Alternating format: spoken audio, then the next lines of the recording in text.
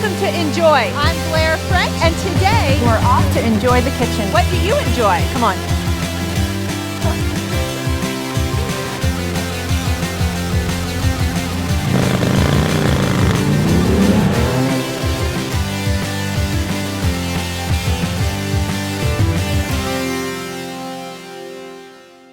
On today's Veterans Day episode, we're going to learn to clean a gun, salute, and properly thank a veteran.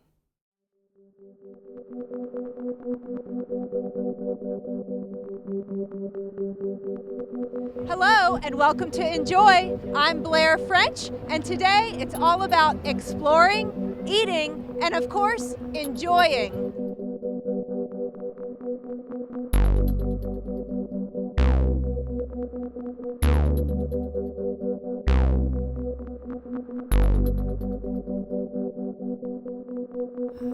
Okay, since LA traffic is notoriously horrible, we're gonna steamroll right over it.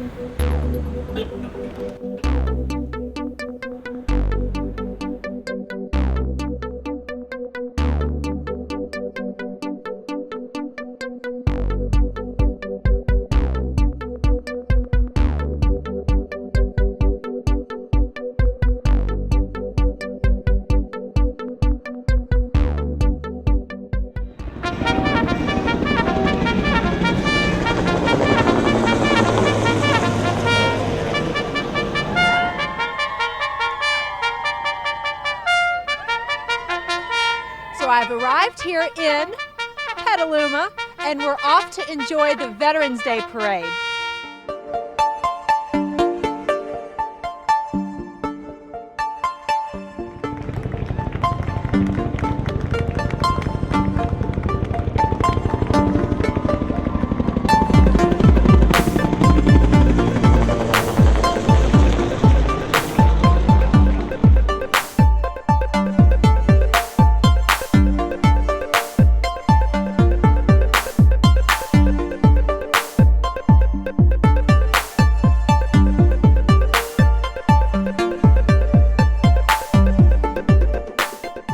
We are here in Petaluma at the Veterans Day Parade, which I understand is the largest north of the Golden Gate.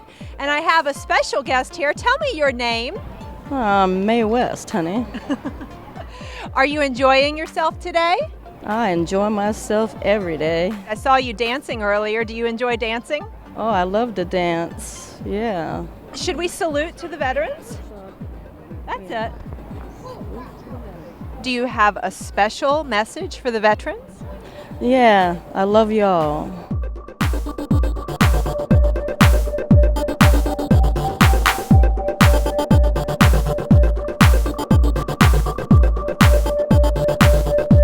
I am here with veteran Richard Bergeron. What are you enjoying today?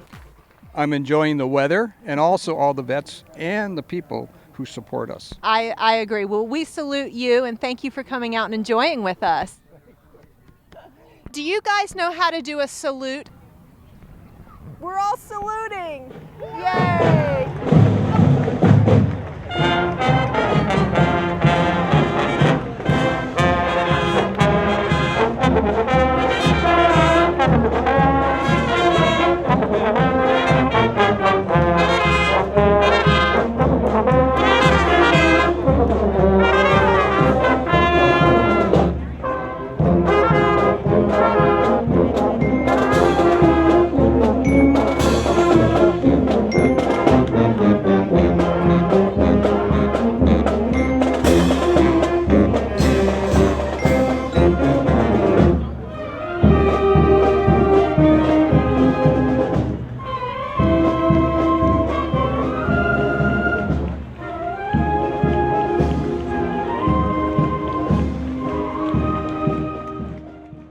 My name is Sergeant First Class James C. Parra. Today is the day we veterans gather to pay respect to service.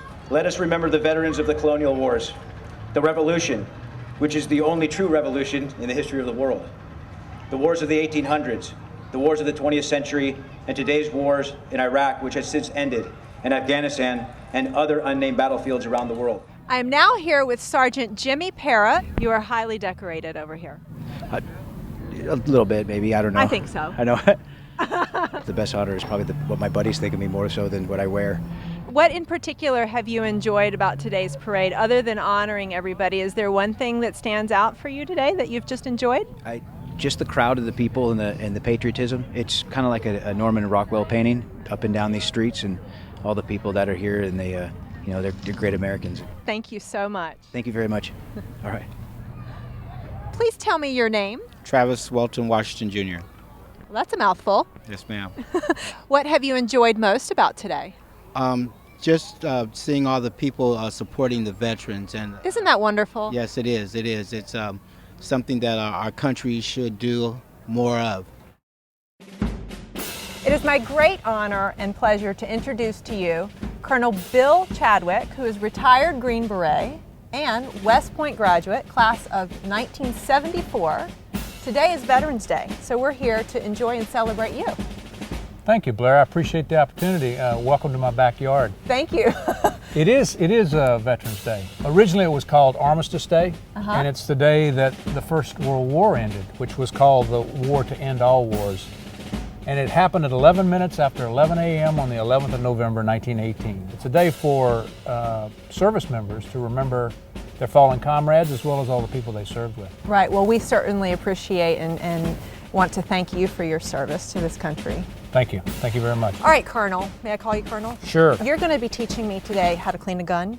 That's correct. Okay, all right, well, let's start. I brought out a couple of revolvers, and they're called revolvers because they have wheels that spin. You've got the small one. I've got the 44, the larger pistol. Okay. Very simple, cleaning a weapon. First thing we want to do is we want to make sure that it's clear, that it has no ammunition in it. And what I've done is I've opened the wheel up so that you can look down. Should I just do as you do? Sure, go Okay. ahead.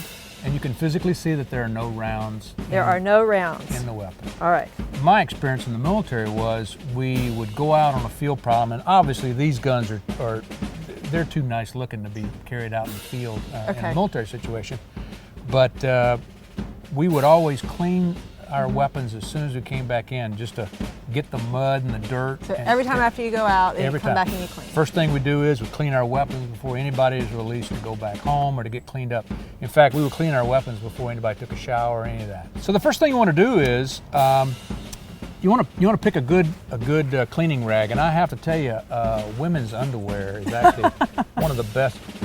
Soft cotton cloth. It says it all. Yep, Women's underwear. You know where I'm I got talking about. Okay, so the first thing to do is, especially if you've been out to the range, you want to clean the barrel. And to clean the barrel, you need a brush. So are there different brushes for different size? Absolutely. Okay. This one is a 44 and 45 handgun. This one is for a 38. 38's what you're holding I have a there. 38. Okay. Yep, you've got a 38. All right. So this is actually fitted to run up and down the barrel of the pistol, and you just do this. Which what this does is it gets all of the powder out of the barrel. Sure, and like you do the the same, residue. Exactly. You do the same thing for each of the. For each of the. There you go. Yep. What is that? A chamber? That's right. Yep. Huh. And if you find you've got a lot of residue, a lot of powder coming out the end, which if you've got, I usually put something down underneath that is in contrast, so that I can see the powder as it spills out. Then you want to use something like Break Free or powder solvent. All of these items are good for that. Okay. I put those on a patch. Once I've pushed the brass through the barrel, then I do the same thing with a rag, with a little solvent on it, and that actually You go again. That's right. Okay. Second time. In the military, we use a 45 caliber pistol as well as a 9mm pistol. I've shot shotguns. I've shot rifles, sniper rifles, and also machine guns, both submachine guns, small compact machine guns, and large cruiser weapons. And where do you learn? I mean, do you learn how to use each of these? In basic infantry and basic soldier training, you get instruction on all of the U.S. weapons. Okay. In Special Forces training, you're... Which you have undergone. Yeah, I went through Special Forces training in 1979. You get additional training in foreign weapons. Okay. Because oftentimes you're operating in foreign countries, training other soldiers from other armies, and you need to be familiar with their weapons. Okay, all right. Did you ever meet a weapon you didn't like? No, never. Let me just make sure I don't get this dirty. Sure thing. You know, if we're working with solvents and everything, I want to make sure that I'm doing this correctly. All right, so I put a little bit of this. So you just feed it on top. It's a little tighter now. Yep. Oh, There you wow. Okay. And then And- I take it through the other end. Well, generally what I do is push it all the way through. Gosh. There you go. Okay. Take that off and then pull and it then out. pull it out, Okay. and then you do it again. Yeah, you do it for each one. Okay. So All right. Great. the next step is just an overall wiping down of the weapon, and generally, again, taking my well-used, Cloth. well-worn cloth. That's right. You just wipe the weapon down, ending with just a very light coat of lubricating oil to keep the weapon from rusting. So you always finish with your lubricating oil. That's right. Okay. So that's kind of cleaning a weapon. And so you learn all of this in your training, in special forces I training? learned it in training in the Army and then follow-on training in Special Forces. Okay. Right. Cutlery is an important part of the military too, and all the way from A pocket knife? well, this is not it is a pocket knife, but it's also a boot knife. This is what I wore in the top of my okay. boot in the event. I parachuted for 25 years, jumping out of airplanes, and sometimes you need a knife to cut something that's in the way or preventing somebody from going out, from exiting the door. So I would carry need to this. have that yeah, you handy, need a quickly. small handy knife. Famous Camillus knife, which was kind of standard issue in the 50s, 60s, and 70s, part of the K-bar family of knives. The knife that's most commonly associated with Special Forces is the Fairborn Sykes knife. And that's what these are. These are stilettos or daggers. This is a 2-quart canteen, and the interesting thing about this is you fill it up with water for 2 quarts, but you also wet the inside of this. If you wet the inside of this, put the water bottle back in it, it stays cool. This knife was given to me in El Salvador by my... That's a serious knife. It is a serious knife. So there's a lot of functions, I'm assuming, with that knife. Yeah, you can open beers, you can open people, you can saw with it. Yeah, it's got a lot of different. I like that you went right to the beer first. Yep. Throwing knives. These are examples of a set of knives that you actually so can. you can throw like knife throwing. Yes. Okay. Throwing I at feel very targets. safe and yet oddly not so safe sometimes sitting next to you. Finally, this is one of my favorites. This is what my gardener used in Panama, and I used to carry it with me in the jungle for clearing out bamboo. I've been to every country in Latin America except for Chile. I never went to Chile. And I travel right now. I still travel for the Department of Defense. I've probably been to 45 or 50 countries. On national U.S. holidays around the world, the ambassador always throws open his or her residence, and they serve traditional American food on our holidays. Very nice. One in particular is 4th of July. I've been in countries where they always serve hot dogs and hamburgers Hot dogs and hamburgers. at the ambassador's Very residence. American. Yeah, very American. That's nice. And is it well attended by the communities? Oh, sure. Oh, that's nice. Sure. That's- It's a good way to meet people. Food is always such a great common denominator, It is. connecting people. It is. It really is. One of the most important things to a Special Forces soldier is his coin. The coin that he's given the day that he graduates from Special Forces training. I got mine in 1979, and it goes with me everywhere. Oh, that's wonderful. And we're always supposed to carry this with us because if we're caught without our coin, we have to buy a round of beer. These are my jump wings. I'm actually a master parachutist. I've been to jump master school, and I actually jumped 175 times. Does that just mean you can land on a leaf? Like land on that leaf and you can jump out of a plane and land I could on land it? in this backyard. At the end of my career, I got out of Special Forces and I was actually building new pieces of equipment.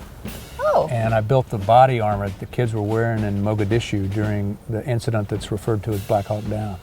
Wow. This is the standard duty uniform, and if I had to Here we go. if I had to go more formal, this would be my formal. Yeah, this would be my regalia. I wish I had a beer for you as you break those out. Well, maybe I should probably buy you one. You need to be able to change your appearance. So from time to time I go from that. Oh, let's do it. Yes. I go from that. Maybe I could actually wear this headdress. This is the Jordanian Special Forces kiaf that they wear. All right. that was given to me. This is the beret that the Jordanians wear. I've got my own green beret. And of course, now if you want to become grumpy old, veteran, this is what guys who stand on the side of the road and complain about the way the country's going. Look. Okay. We all have protective camouflage that we like to wear. What is that one for? This is what a sniper would wear out in. Really? Yeah, in undercover. This is the headdress that goes with it. There's also a suit that you wear. And you could attach branches and leaves to it to give yourself more camouflage, break up your outline. I have to tell you though, that probably one of the most important tools in the military is the ability to have fun and blow bubbles. I like the little face on this. My little soldier's face, yep. Can you teach me the alphabet in your language, in military lingo language? Sure, military lingo language, it's called the phonetic alphabet, and it would be as follows. Alpha, Bravo, Charlie, Delta, Echo, Foxtrot, Golf, Hotel, India, Lima, Mike, November, Oscar, Papa, Quebec, Romeo, Sierra, Tango, Uniform, Victor, Whiskey, X-ray, Yankee, Zulu. The reason those letters are used is they're specific and they're very distinctive. Yes. So they've turned them into... No confusion. There's no confusion about Yankee. Everybody knows that Y is Yankee. And just remember, it's coming up on 1000 hours, not 10 a.m. That's exactly right. And Veterans Day is at 1100 hours. That's right. And 11 minutes. That's right. Let's do a proper salute. Can you teach a proper salute? Sure. Fingers extended and joined. Thumb in. Thumb in, interlocking. Okay. Held up to the edge of the eyebrow. Arms straight, elbow out. Perfect. Perfect salute. Looks good. That's all I do? That's it. That's it. That's So I it. don't, you always see people do that. Nope. No, it's just straight away. Bill, I want to thank you again so much for showing us and teaching us a little bit about what you have done in your life, and we want to thank you again for all of your service to this country. Thank you, Blair. I've enjoyed this day very much, and just remember, every Veterans Day, to hug a veteran. You got it. All Here right. we go. Thank you so much. This has been absolutely wonderful.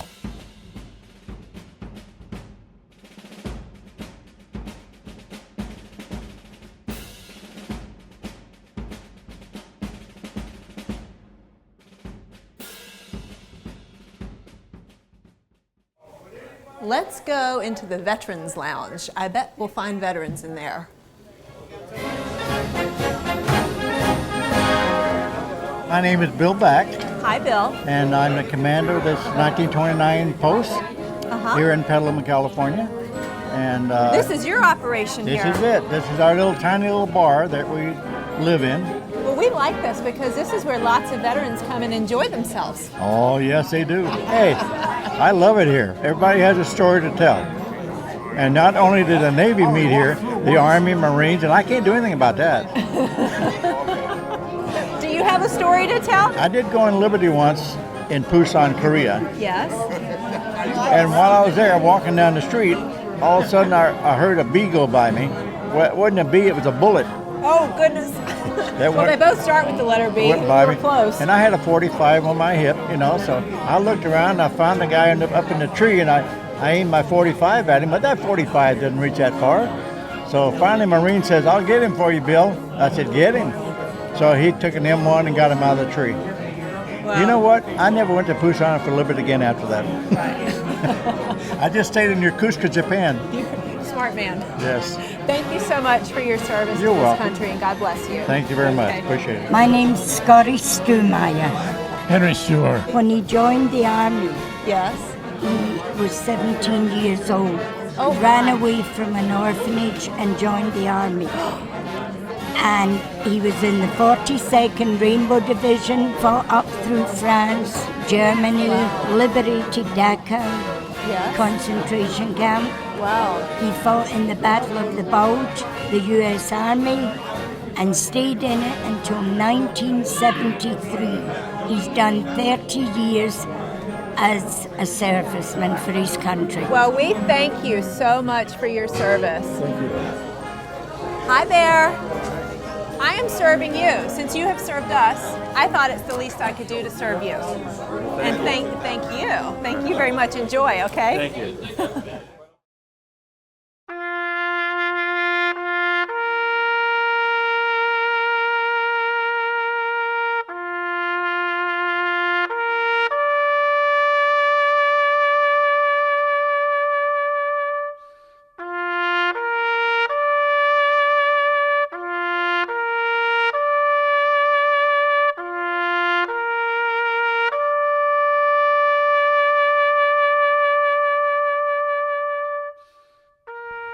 Thank you so much for joining us on today's show. And if you are so moved, if you'll join me in a salute to our veterans. Until next time, enjoy.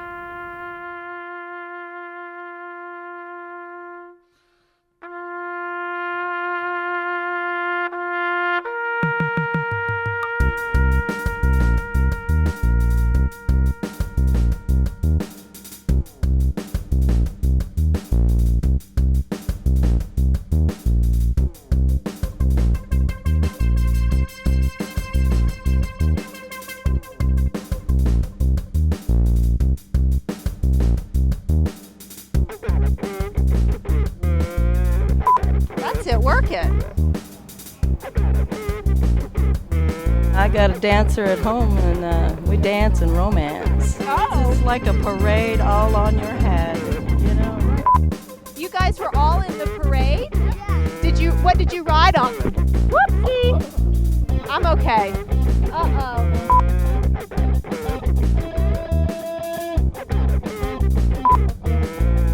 What are some of the other acronyms that are familiar in your?